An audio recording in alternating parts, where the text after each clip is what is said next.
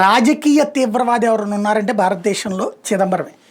తన అధికారాన్ని అడ్డు పెట్టుకుని టోటల్గా దేశాన్నే మోసం చేసినవాడు, తీవ్రవాదుని సమర్థించినవాడు, లేని తీవ్రవాదాన్ని పుట్టించినవాడు, భారతదేశాన్ని హిందువుల్ని తీవ్రవాదులుగా మార్చాలని ప్రయత్నించినవాడు. తను హోంమంత్రిగా ఉన్నటువంటి సందర్భంలో మాలేగావ్ పేలుళ్లతో పాటుగా హైదరాబాద్ పేలుళ్ళు, ముంబై పేలుళ్ళ లాంటి వాటిట్లలో తీవ్రవాదులు ఎవరో తెలిసినా కూడా, దొరికినా కూడా, అరెస్ట్ చేసినా కూడా వీళ్ళందరూ కాదని చెప్పేసి సాధ్వి, ప్రాచి, కల్నల్ పురోహిత్ లాంటి వాళ్ళు హిందువులే తీవ్రవాదులు అని చెప్పి ఒక కొత్త ఫినామినాన్ని తీసుకొచ్చి హిందూ తీవ్రవాద సంస్థలు కూడా పుట్టుకొచ్చినాయని చెప్పి ఆర్ఎస్ఎస్ని బ్యాన్ చేయించి లేదా ఆర్ఎస్ఎస్ అనుబంధ సంస్థలు బ్యాన్ చేయించడానికి జరిపినటువంటి ఒక పెద్ద కుట్రకు సూత్రధారి వీడియో ఏమంటాడయ్యా ఇప్పుడు అంటే, పహల్గామ్ ఇన్సిడెంట్లో ఏదైతే హిందువా ముస్లిం అని అడిగి ప్రాణాలు తీసినటువంటి ఉదంతంలో వాళ్ళు పాకిస్తాన్ నుంచేనే వచ్చారనడానికి సాక్ష్యం ఏంటి, ఎక్కడోళ్ళు కూడా అయ్యి ఉండొచ్చు కదా అని.